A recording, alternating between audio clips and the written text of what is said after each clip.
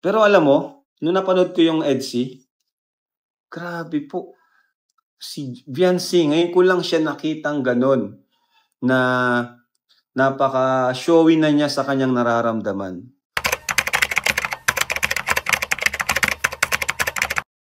So yun na, good morning, good afternoon, and good evening muli sa inyong lahat mga kalingap. Ito muli ang inyong lingkod, Batang Elio po, at tayo ay nandito ngayon para magbigay naman po ng reaction regarding nga po sa live streaming ni Kalingap Rab kagabi na ang title yata dun ay ang paglilinaw at may mga nilinaw nga po siya dito. At ito ay isang mahalagang malaman din ng aking mga kapwa reactors at ganoon na rin po sa mga fans ng iba't ibang love team po.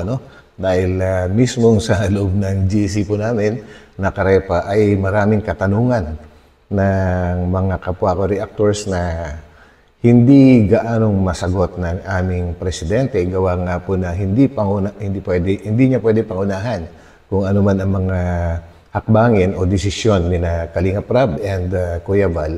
At ito nga, nagsalita na mismo ang creator ng love team na walang iba kundi si Kalingap Rab. So samahan po ninyo ako guys at tayo'y himay-himayin natin ang mga ilang detalye lang po dito. And bago tayo tumuloy doon, syempre hindi natin kakalimutan guys ang tuloy-tuloy na pagsuporta lang po sa buong team Kalingap sa pangunguna ni Kuya Val Santos Matubang at Edna Vlogs and syempre si Kalingap Rab. And mega love shout out po sa lahat po ng mga solid Kalingap supporters. And syempre, lalong-lalo na po sa aking mga subscribers. So yan guys, samahan po niya ako. Let's go!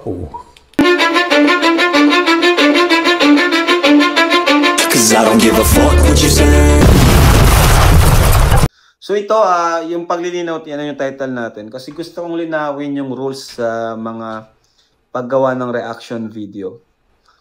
So, ang naisip ko ganito, sa Big 4 or sa Big 3 love team natin, 2 days ang bago gawa ng reaction video. Kasi yung ibang mga nagagawa ng reaction video, piniplay nila yung video piniplay nila ng buo. So, unfair naman sa akin kung 1 day lang. Paano yung ibang di pa nakakapanood? Kasi baka mapanood na sa inyo nung mga kasi piniplay nyo pa kumbaga hinihimay-himay nyo. So, naisip ko doon 2 days, pabuluhin muna natin ng 2 araw bago po igawan sa Big 3 love team. Tapos doon naman sa mga charity natin, yan okay lang yan na 24 hours, mga charity scouting, mga issues or mga vlog natin. Ano yan, 24 hours. And doon naman sa mga kagaya ngayon live natin, yan, mga 12 hours, kinabukasan, pwede na yan gawan. Di ba yung ganda naman talaga yung rules natin? Dati lang, ang nabago lang is yung sa big natin, sa love team natin na talagang inaabangan. So yun guys, malinaw na malinaw po lalo-lalo sa akin mga kapwa reactors dahil kami minsan ay hindi rin namin alam kung dahil may binabadati na rules, nabanggit nga po na after 48 hours yung dapat na paggawa ng reaction. Pero hindi po nabanggit noong dati kung alin-alin po yung pwedeng reaksyonan ng kagaya ng lumang rules na 12 hours, 24 hours po, 1 day. So yun, and wala naman pala halos na bago. Kumbaga ang binago lang guys ay yung sa Big 3. Dati nga Big 4 yun. Kaya lang nawala po yung isa, So, after 48 hours pa, pwedeng reaksyonan yung Big 3 na love team. And yung mga kagaya nga po na sinabi ni Kalingap Rab, yung mga charity vlogs and scouting, tsaka mga iba pang ina-upload po ni Kalingap Rab ay ganun pa rin sa lumang rules na 24 hours po. And pati yung live streaming niya guys, ni Kalingap Rab ay 12 hours. Kumbaga, wala ring binago. Kaya, ayun, sana'y malinaw na po sa lahat po. Actually, ako rin, gumagawa ko ng reaction. After 48 hours, lahat-lahat yun. Kesyo sa Big 3, Big 4, or lahat po ng upload ni Kalingap Rab ay talagang after 48 hours ko po ginagawa. And sa akin naman, halos walang wala problema doon kasi lagi naman po akong late talaga kung gumawa ng reaction. Madalas nga po, minsan 5 days, tsaka lang po ako nakakapaggawa ng reaction video. Kaya medyo nabibisi din po kasi madalas guys sa ating pinagkakakitaan na iba po ano. So yun, ang linaw na guys. So tuloy po natin at dito nga guys, kagaya po ng nasa title ko na merong napansin si Kalinga Prab kay Biancy, kumbaga yun yung mismong hinighlight ko dito. Gawa nga po ng halos dalawang topic yung maririnig natin mula kay Kalinga Prab. So tuloy po natin dito guys. Big 3 na lang. Di ako sanay. So, yun. Malinaw naman na po, ano? Yes. Kuya Rap, allowed mo na din si Joy mag-vlog na pero. Opo, darating po tayo dyan, di ba? Kay Biancy nga din po, di ba? Inalaw na natin siya mag-vlog. Kaso di ko pa nagagawan. And hintayin ko na lang siguro mag-18 si Biancy kasi sa AdSense, kailangan ng dapat 18 ka na.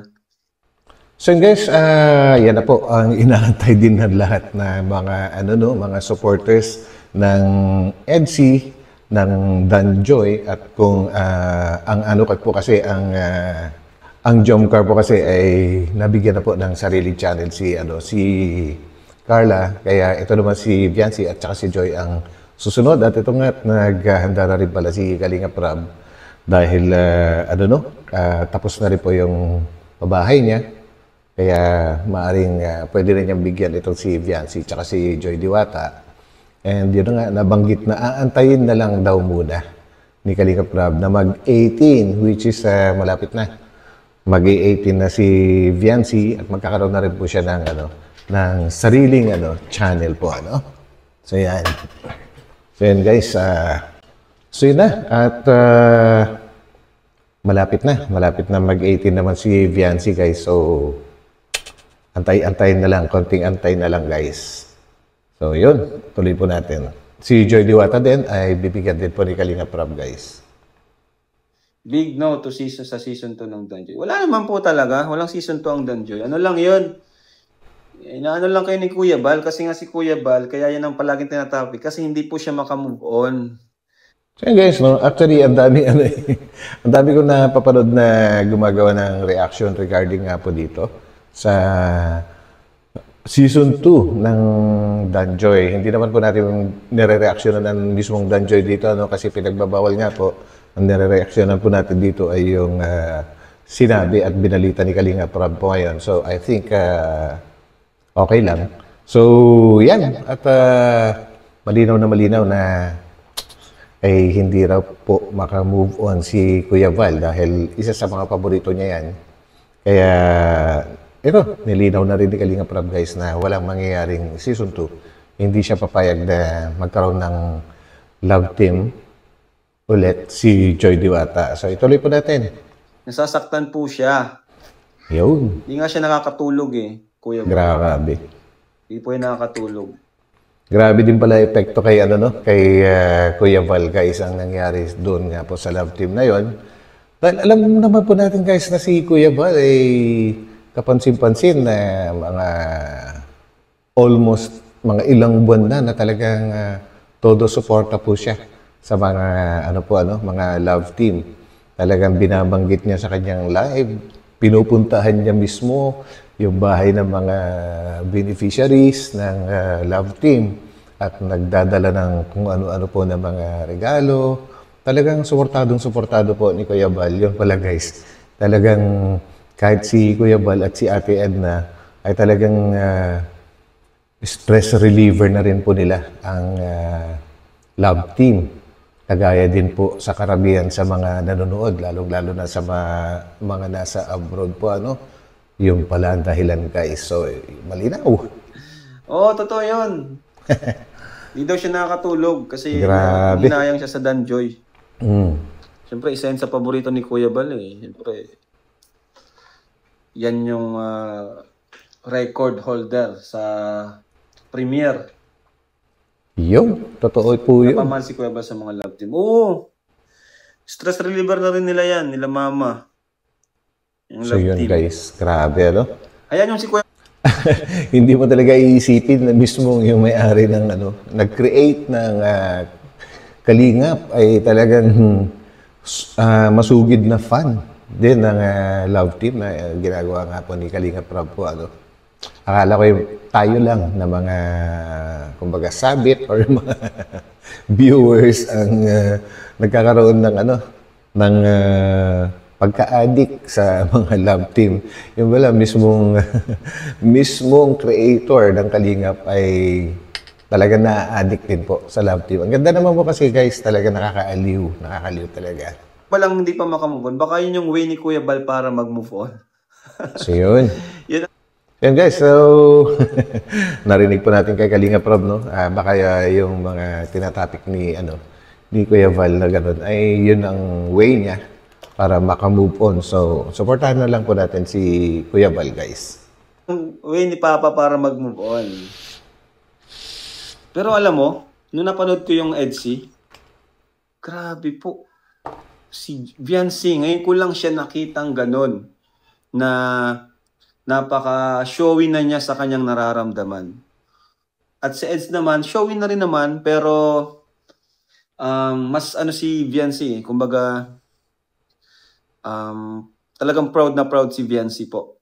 Sabi ko nga ay napakaswerte ni Edo kay Viancy kasi napaka-matured ni Viancy.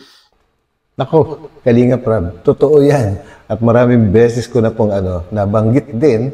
And siguro almost mga 7 months, 8 months, na babanggit ko na rin po yan sa aking mga reaction video sa EDC po. Yung tungkol nga kay Viancy na talagang mas parang proud na talaga siya na ipangalandakanan na yung pagmamahal niya kay Kalingap Edu. So yun guys, grabe. And si Kalingap Edu kasi guys ay iba naman siya. Kumbaga talaga sadyang may pagkatahimik na tao. And kung ano man yung mga nararamdaman niya, kung meron siyang pagtatampo or what, hindi niya ito sinasabi. So kailangan makiramdam ka.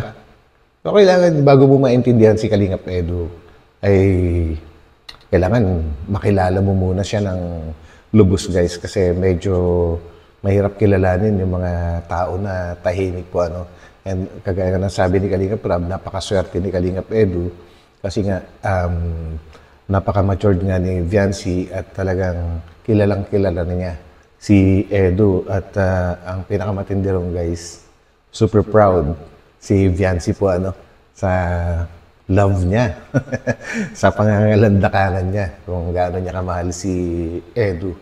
Sus, grabe. Pero pag nag-uusap sila, parang si Edu pa yung natatameme. Totoo yun. Kasi mula pa yan, guys, nababanggit ko na rin yan, mula pa doon sa lumang bahay ni Viancy, ay biglang nagkaroon ng pagbabago yung dalawa po. Si Viancy na yung medyo mas makulit at mas open. Si Kalingap Edu, madalas natutulala kapag nagsasalita na itong si Viancy, hindi niya alam kung paano sasalagin yung mga binabatong dialogue po ni Viancy po. Kakaiba. Paing dapat makatuloy ni Eds is yung maiintindihan si Edu. Kasi yun. Iba po ang ugali ni Eds. Iba ang ugali ni Eds po. Talagang dapat mong intindihin. Dapat matured ka na babae. Yun. At yun nga, si Viancy yun. Napaka-matured ni Viancy po. At mabait. Saka maunawain. Dapat maunawain ka kay Eds. Kasi si Eds, tahimik yan eh. So, dapat maunawain ka dyan. Diyan mag-ano si Eds, yung parang magpapabebe sa'yo na magtatampo-tampo na magsasabi. Dapat mararamdaman mo na yun. At yun yung nakikita ko naman kay Viancy. So, sana po, talaga, kung ano man mangyari sa kanila, sana ay yung yung wish natin matupad. Uy, grabe. So yun na guys, ano nga ba yung wish ng karamihan tungkol sa EDC? Alam ko po, ang wish ninyo, ang talagang magkatuluyan po sila. And napakaswerte talaga ni Kalingap Edu. Sobrang swerte niya kay Viancy. Dahil hindi lang, siyempre, ang unang makakapansin po dyan ay walang iba kundi si Kalingap Rob po, kasi nakakasama niya, yung mga tao niya, yung I mean, beneficiary, nakikilala niya. Kaysa sa atin, tayo, hanggang video lang naman tayo, guys, doon lang natin nakikilala. So, kung hindi ka observant, hindi mo sila talaga makikilala kung ano man yung kaugalian nila. Grabe ano naman, napakaswerte talaga ni Kalingap Edu, guys.